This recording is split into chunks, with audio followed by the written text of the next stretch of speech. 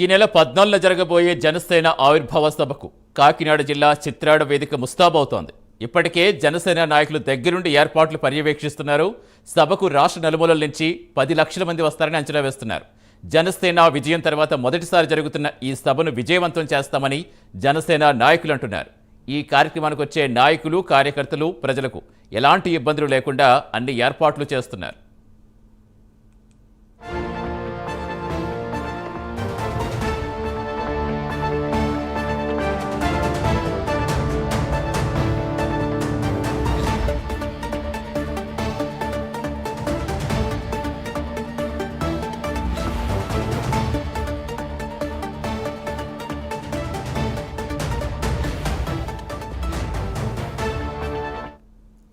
జనసేన ఆవిర్భావ సభకు ఏర్పాట్లు ముమ్మరంగా సాగుతున్నాయి. ప్రస్తుతం సభాస్థల నుంచి మా కరెస్పాండెంట్ కామేశ్వరరావు లైవ్లో జరుగుతున్నారు. కామేశ్వరరావు, ఏర్పాట్లు ఎంతవరకు వచ్చాయి? ఎవరెవరు పర్యవేక్షిస్తున్నారు? ఏం చెప్తున్నారు జనసేన నేతలు?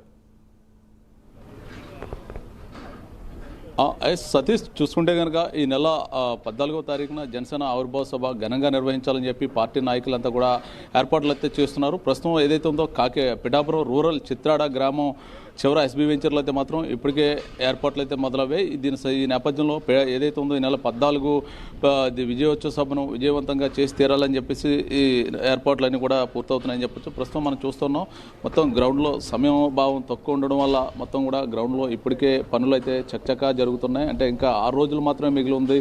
ఇప్పటికే ప్లేనరీ సమయం తక్కువ టైంలో అనౌన్స్ చేయడం వల్ల దీనికి ఏర్పాట్లు చేయడానికి సమయాభావం ఉండడం వల్ల ఎక్కువ శాతం సమయం లేనందున మేము తక్కువ సమయంలో ఎక్కువ ఏర్పాట్లు చేస్తున్నామని చెప్పి నాయకులు చెప్తున్న పరిస్థితి. మొత్తానికి ఏదైనప్పుడు కూడా గత ప్లేనరీలు చూసుకుంటే కనుక 5 నుంచి 6 లక్షల మంది వచ్చేవారు. ఈ ప్లేనరీకి మొత్తం ఇంచుమించుగా 10 నుంచి 15 లక్షల మంది వస్తారని చెప్పి అంచనా వేస్తున్నారు. మొత్తం మీద చూసుకుంటే కనుక ఈ ఏర్పాట్లు మొత్తం కూడా వచ్చే ప్రతి అతిథికి కూడా ఘనస్వాగతం పలుకుతాం. అదేవిధంగా ఏర్పాట్లో ఎక్కడ కూడా ఇబ్బందులు లేకుండా ఎంత సేఫ్గా వచ్చారో ప్రతి ఒక్క ఆవిర్భావ సభకి వచ్చేవారినందరూ కూడా క్షేమంగా పంపించే బాధ్యత మాది అంటని చెప్పేసి ఈ ప్లేనరీ ఈ ఆవిర్భావ సంబంధించిన నిర్వాహకులు అయితే చెప్తున్న పరిస్థితి. మొత్తం మీద చూసుకుంటే కనుక మనతో పాటు మొత్తం ప్లేనరీ సంబంధించి మొత్తం కూడా ఏర్పాట్లు దగ్గరుండి మనతో పాటు జనసేన సీనియర్ నాయకులు చెల్లిపోయిన మొత్తం చూసుకుంటే సెల్బోని సతీష్ అయితే మాత్రం దగ్గరుండి ప్లేనరీ సంబంధించిన ఏర్పాట్లు దగ్గరుండి చూస్తున్నారు. వారితో కూడా మాట్లాడే ప్రయత్నం చేద్దాం. సార్, చెప్పండి, ప్లేనరీకి ఇది ప్లేనరీ అనాలా, ఆవిర్భావ సభ అనాలా, విజయోత్సవ సభ అనాలా? ముందే చెప్పాలంటే ప్లేనరీ సభకే ఆయన ఏర్పాట్లు చేశారు. అయితే ఏంటంటే మనం ఇక్కడ అకామిడేషన్ గట కొన్ని ఏర్పాట్లు చేయలేకపోవడం వల్ల మన ఆవిర్భావ సభ పెట్టారు. దీన్ని విజయోత్సవ సభ కూడా మనందరూ అనుకుంటున్నారు.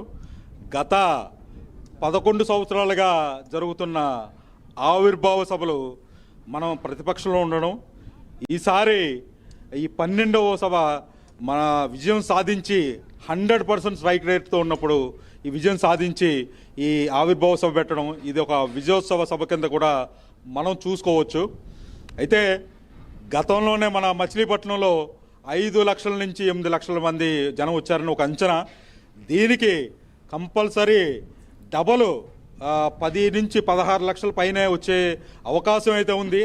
దీనికి తగ్గ ఏర్పాట్లు కూడా చాలా గట్టిగా చేస్తున్నారు. ఆల్రెడీ కమిటీలు, ఫుడ్ కమిటీ కానీ, ఇక్కడ లాజిస్టిక్స్ కానీ, గ్రౌండ్ కానీ మొత్తం అన్నీ కూడా కమిటీలు వేయడం, ఆ కమిటీల పర్యవేక్షణలో చాలా గట్టిగా ఏర్పాట్లు అయితే జరుగుతున్నాయి. భోజన ఏర్పాట్లు కూడా ప్రతి ఒక్కరూ కూడా ప్రతి నియోజకవర్గం నుంచి కూడా వాళ్ళు ఏర్పాట్లు చేయడం జరిగింది. అయితే ప్రత్యేకంగా కత్తిపూడి నుంచి కాకినాడ వరకు ఎటువంటి ఇబ్బందులు లేకుండా పూర్తి భోజన ఏర్పాట్లు, మంచినీళ్ళు, మజ్జిగ, మిగతా అన్ని ఏర్పాట్లు కూడా ఈ కమిటీలు చేయడం, ఎవరికాడు స్వచ్ఛందంగా ఈ కమిటీలు చేయడం మాత్రం జరుగుతుంది. అంటే ఇప్పుడు మొత్తం అంచనా ఏ మేరకు రావచ్చు అంటారు? మొత్తం మీ అంచనా ప్రకారం చెప్పినట్టు మన మచిలీపట్నంలో 5 నుంచి 8 వచ్చారు. ఇప్పుడు కంపల్సరీ 10 లక్షల పైనే ఉంటారు. 16 రావచ్చు, 20 కూడా రావచ్చు. అయితే ఏంటంటే ఇది విజయం సాధించాక ఫస్ట్ సభ జనాల్లో, జన సైనికుల్లో కూడా ఉత్సాహంగా ఉండి వీళ్ళు ప్రతి ఒక్కరూ కూడా మా పిఠాపురంలో ఉన్న జన సైనికులు అందరూ కూడా ఇంటింటికి వెళ్ళి ఏదో సొంత పెళ్లి చేసినట్టు ఆహ్వానం పలుకుతున్నారు. అదేవిధంగా మేము పవన్ కళ్యాణ్ గారిని ఇక్కడ రమ్మన్నాం, మా దేవుడిని రమ్మన్నాం, ఇక్కడ దగ్గరుండి నెగ్గించుకున్నాం. అదేవిధంగా మా పిఠాపురం వచ్చే ప్రతి ఒక్కరికి కూడా మా అతిథుల కింద భావించి వాళ్ళకి వచ్చినప్పటి నుంచి వాళ్ళు తిరిగి వెళ్ళే వరకు కూడా అతిథి మర్యాదలు చేసి వాళ్ళందరికీ ఎవరికి కూడా ఏ కష్టం రాకుండా ఉండే బాధ్యత మాత్రం మా పిఠాపురం ప్రజలది, పిఠాపురం జన సైనికులది అనమాట. అది దాని తగ్గట్టు గతంలో మీ అధినాయకుడు ప్రసంగాలు అంటే విజయం లేదు, అంటే మీరు విజయం సాధించాలని చెప్పి ఈసారి మీరు విజయానంతరం జరుపుకుంటున్న ఆవిర్భావ సభ మీ అధినాయకుడు ప్రసంగం ఏ విధంగా ఉండబోతుంది? డెఫినెట్గా వైఎస్ఆర్ గవర్నమెంట్లో జరిగిన అన్యాయాలు, అక్రమాలు, భూ కబ్జాలు చూసి ఆవేదనతో ఆయన చాలా ఆవేశంగా మాట్లాడేవారు. ఇప్పుడు ఈ గత 9 నెలల నుంచి జరిగిన అభివృద్ధి అయితే చూశారు. మనకు రోడ్లు కానీ, సంక్షేమం కానీ, ఆరోగ్యం కానీ అన్ని రకాలుగా జరుగుతుంది. సో ఈ సభ అయితే మాత్రం చాలా చక్కగా ప్రజలకి ఏం చేయగలరు అని మాత్రం క్లియర్గా చెప్పగలరు. ప్రస్తుతం మనతో పాటు ఒక ఉమెన్ జనసేన నాయకులు ఉన్నారు. అమ్మ చెప్పండి, ప్లీనరీ ఏ విధంగా జరపనున్నారు?